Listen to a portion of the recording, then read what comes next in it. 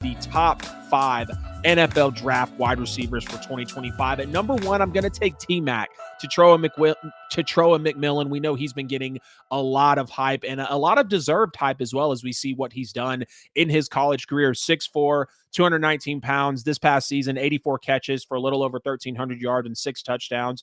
He ran a 4.55. He actually had a lot of that production come 10 catches, 304 yards, and 4 touchdowns in the opener of the season against New Mexico. And this guy's got good hands and a wide catch radius. He can high point a ball well when he needs to. You look at the game versus UCF in the corner of the end zone, and even against Houston as well, he had some great plays also. If you give him a chance to go up and make a play, he is going to come down with the football. There's no question about that. He's got a really strong whip route that shows up on tape. That's probably his best route that he runs, if you ask me. He's consistently winning on this route. Smooth athleticism. He prioritizes technique over athleticism, which is really good because we see a lot of these receivers out here that they feel like they can just beat you with speed, beat you with strength, but you need to become a fully rounded, well-oiled, really, for lack of better words, wide receiver in the league to be consistent on all levels too. He creates good separation. He's good at finding soft spots in zone and getting yards after catch as well.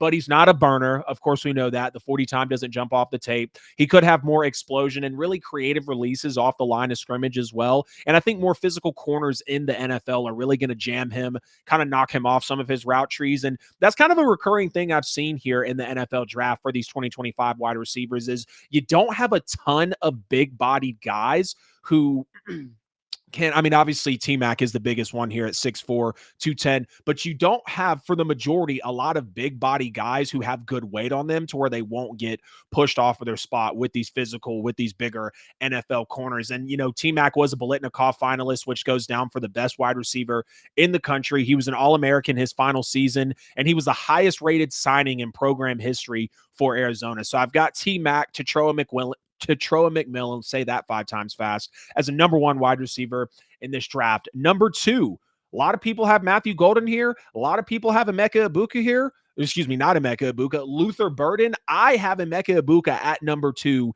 as the second best wide receiver in this NFL draft. You can never doubt an Ohio State wide receiver this last half decade, right? We've seen the talent that comes out of that school. 81 catches for a little over 1,000 yards and 10 touchdowns, 6'1", 202 pounds, ran a 4.3 flat. So he is a burner. He is in the top percentile of 40 times in this receiver class. And I would argue he's the most experienced wide receiver in the class. I mean, you look at his sophomore season, technically in 2022, when he had Marvin Harrison Jr. raking in numbers as well, still came down with 74 catches, still came down with a little over 1,100 yards, and he still came down with double-digit touchdowns with having 10. He's coexisted with JSN, Jackson Smith and Jigba, who was with the Seattle Seahawks, Jeremiah Smith, who was an insane wide receiver, probably the best wide receiver in the country this year, but he's a freshman, so he can't go to the draft yet. Garrett Wilson, Chris Olave, and he probably even would have had an elite 2023 as well if it wasn't for some ankle injuries that really were hindering him. And it seems like he would be okay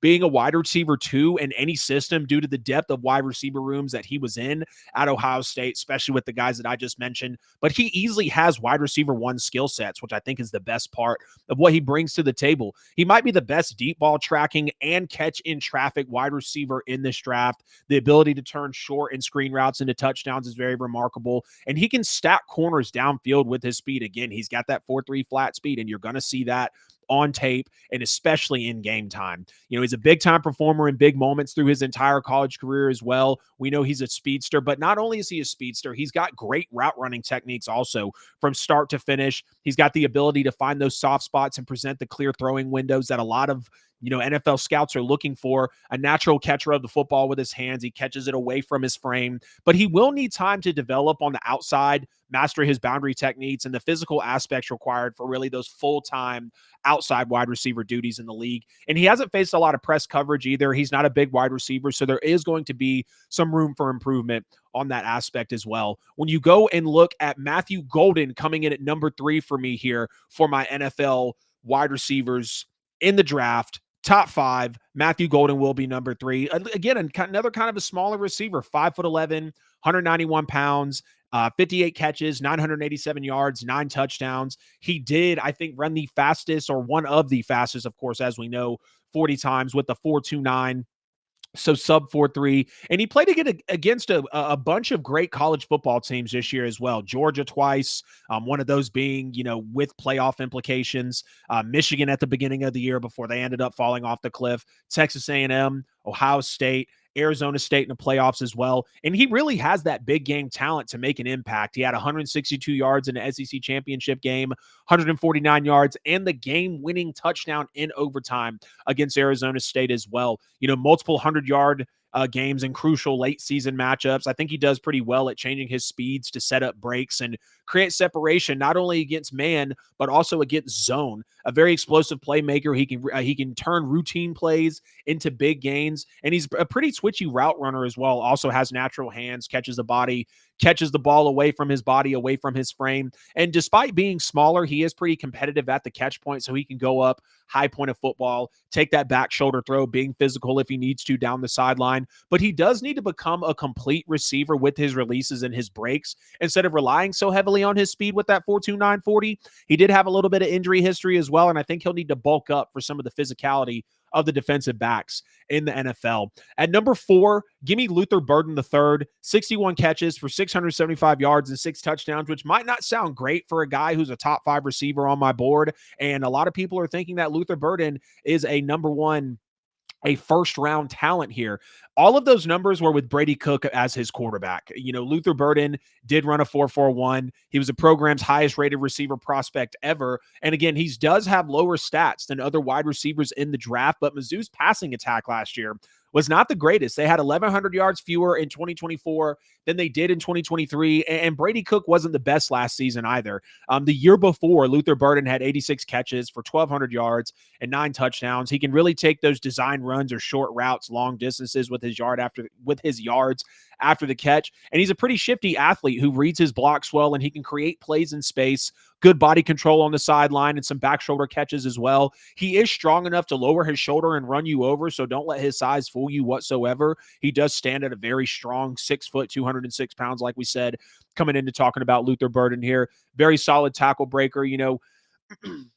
He creates instant separation too with his explosive first step. Good hands, got an 86% catch rate, good deep ball tracking ability, a versatile weapon who can align really anywhere. That's really his specialty, right? He can be in the slot, he can go outside, he can even act as a running back, maybe on a shovel pass, on kind of a jet touch pass or a jet sweep as well. But he sometimes does round off of his breaks instead of running sharper routes, and he didn't face a whole lot of press coverage either in his college days. So that will be an NFL adjustment. And a lot of these guys are going to have NFL adjustments when it comes to bigger, more physical corners and, going up against that press coverage. That really is a barometer of what type of receiver you can be in those moments when you're going to be matched up against some of the better corners in the NFL and, as he saw, in college football. And then at number 5, give me Xavier Restrepo out of Miami, who is the Miami Hurricanes receptions and receiving yards leader. He's also the first Miami receiver ever to post consecutive 1,000-yard seasons in program history.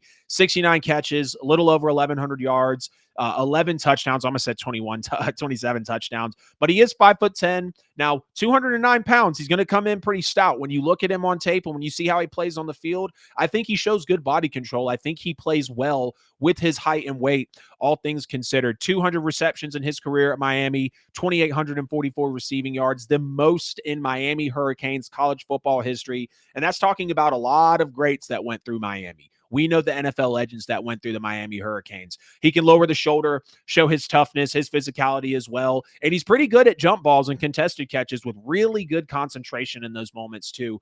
Pretty savvy route technician. A veteran level understanding of zone coverage, I think, is what separates Restrepo from a lot of guys in this draft. He's really good at finding soft spots and adjusting to routes based on defensive leverage too.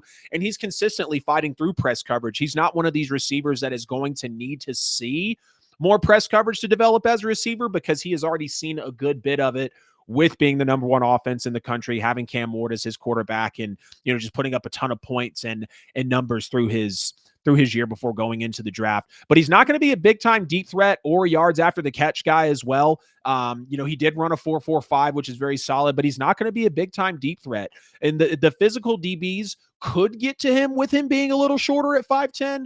But again, when you're 5'10", 209 pounds, you're going to look stout standing on the line. You're going to have great body control. Those DBs are going to feel it in and out of the routes as you're working on them. And I think Restrepo is going to be a very solid receiver in this draft. I don't see Restrepo in really anybody's top 5 here, and I don't see Restrepo in really even some people's top 10s. But when you look at what Restrepo put on tape, and when you look at what he did with Cam Ward, helping Cam Ward elevate to that level of quarterback play, and not that Cam Ward wasn't already there before, but Restrepo is a very solid quarterback, or not a quarterback, a very solid receiver. I had guys like Isaiah Bond, Tez Johnson, Elick Eiermanor, Trey Harris kind of outside of this bubble as well. But to me, the big 5 is Restrepo at 5, Luther Burden at 4, Matthew Golden at 3, Emeka Egbuka at number 2, and then Tetairoa McMillan at number 1. I could even argue that Egbuka could be the number 1 receiver in this draft just because I think he has the best tape of anyone in this draft, but I'll happily put him at number 2 because T-Mac at 6'4", 219 pounds, running that 4.55 is definitely something admirable to take a look at as you go through these wide receivers in the draft. And again, I even like Tez Johnson, but he's a very small receiver as well. 5'10", 154 pounds, ran a 4.51. He did lead Oregon in all major receiving categories, but I'm comfortable with the 5 that I have in my top 5. So y'all get in the chat, get in the comments, let me know what you think of the top 5 NFL draft wide receivers that we just laid on you. I'd love to hear what you guys think. And if there's someone in my top 5 that you don't have, or vice versa, if there's someone in your top 5 that I don't have, maybe you want to give me a top 10 list, drop it in the comments. I would love to hear it from you. Hey, it's AJL here. Appreciate you sticking to the end of the video here on YouTube. You could have chose any other show, but you chose my video, and for that, I'm very grateful. If you haven't already, please make sure to like and subscribe to the channel. Follow me on social media. Hit the bell on the channel so you never miss a post. Check me out on all social media platforms. Right here, you'll find a chance to subscribe to the show, a related video, and a playlist. See you guys in the next one.